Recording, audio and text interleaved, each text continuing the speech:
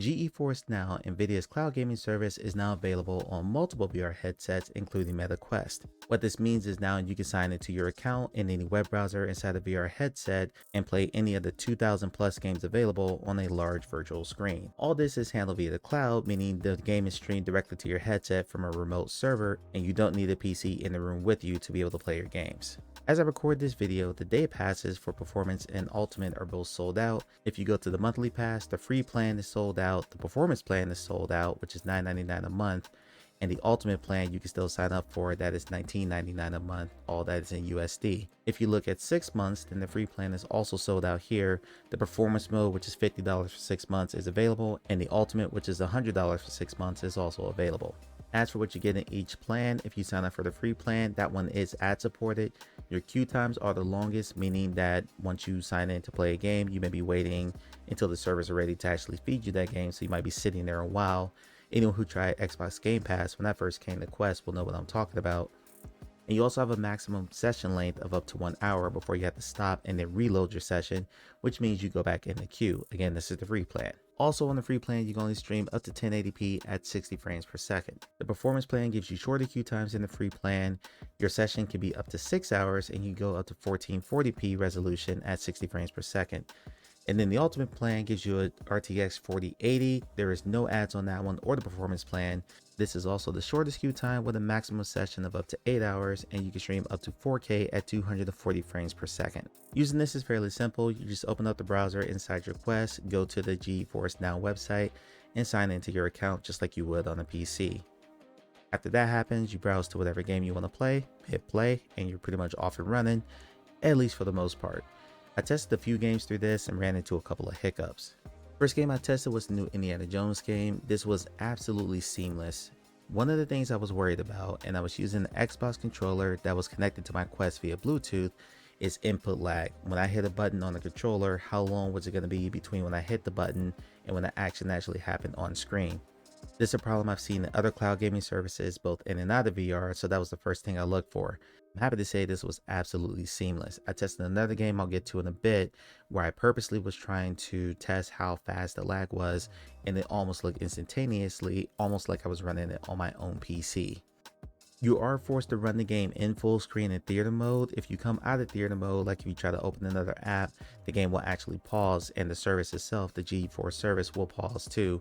And there'll be a pop-up saying you need to get it back to full screen before you can continue playing your game. You'll see in the video that I did play with the window sizes quite a bit here. That was mostly just to make sure that I had the full game window inside the recording, because Quest recordings get cropped at the top and the bottom. So what you're seeing is actually smaller than the max size you can make the window. It looked like I had a 200-inch screen directly in front of me sitting there playing Indiana Jones. It was incredible. The other thing I should point out, and that's purely just with the recording, is that the recording itself came out darker than what the game looked like. So if it looks like the game is really dark, please know that that's just the Quest recording. Inside, all the colors pop, everything just looked really, really sharp for this game. And from this point forward, I ran into a couple of hiccups. The next game I tested was Teenage Mutant Ninja Turtles Shredder's Revenge, and after I completely fanboyed over the opening, which is just a recreation of the original 1980s cartoon, just incredible. When I went to go load up an arcade game, it asked me to sign into my Xbox account for multiplayer, and this is where I hit a snag. If I clicked on the input window here in the browser, and you're going to see me do this several times, I could not get the Quest keyboard to actually come up.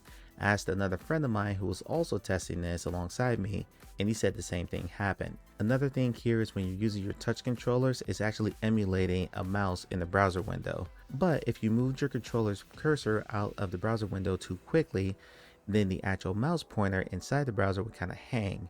So if I move my controller back into the window, you can see they're not really quite in sync, which made it near impossible for me to click on anything. Again, I asked my friend who was testing this, and he said just like the keyboard, he had to go get a Bluetooth mouse, tether that to his Quest, and then he could do all of his inputs. So there is a little bit of friction there if you have to sign into any other accounts like your Xbox account or your Steam account separately to load something for multiplayer. You will need some additional tech for that if you don't already have it in your house.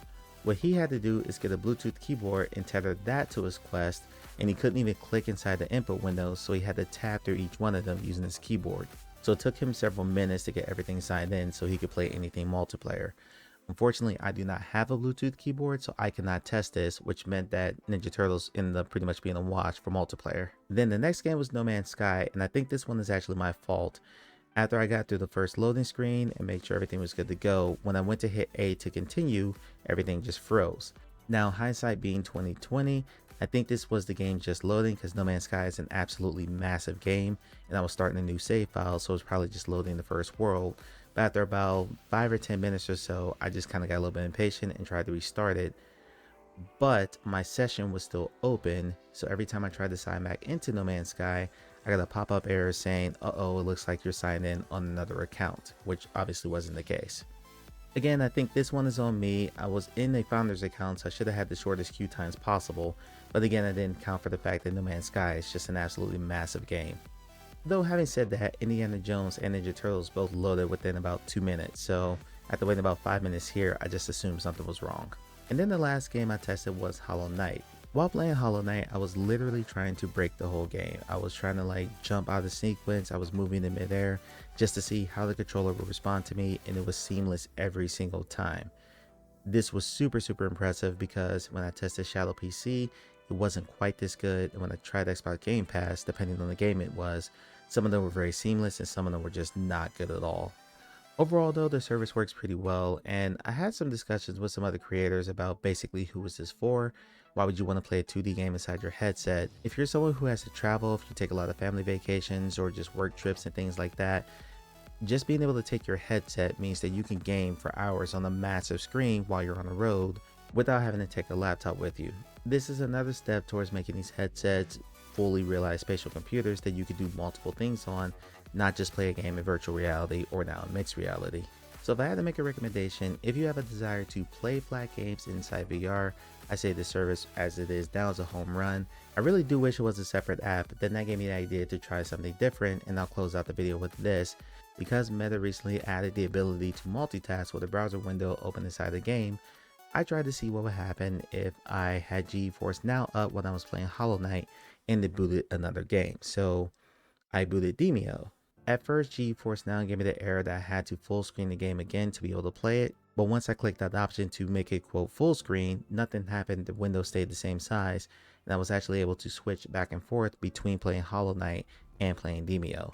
I would imagine that doing this for more than just a few minutes will probably tank the performance of the VR game, especially one that's pushing the limits of the Quest 3, like a Behemoth or a Batman Arkham Shadow or something like that. This service being browser-based gives you a bit more flexibility, at least on Quest. I would imagine for something like Apple Vision Pro where you can have multiple applications open, this is more of a non-issue. But for Quest users, if this were a native app, you would actually have to close out of GeForce Now to open any other app, whether it be like settings or another game, whatever.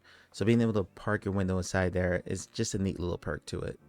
Overall, like I said, I was pretty impressed with this service. I was expecting some hiccups and I did run into those. But in general, once I got into a game, the input, the lag or the lack thereof, everything just ran really super silky smooth. Once again, I did have the founder's account, so I need to reiterate that. So I was getting the shortest queue times imaginable. Games were loading in just a few minutes. If you're on the free or the performance plan coming into this, you can expect to wait a little bit longer for your game to actually load. But once it does load, it should be fairly seamless unless you're dealing with multiplayer. Then you'll need to get a Bluetooth mouse and a keyboard. Let me know down in the comments if you plan on checking out this service for yourself. If you want to support the video, please like the video, share the video, subscribe to the channel for more VR content. Thanks, and I'll catch you on the next one.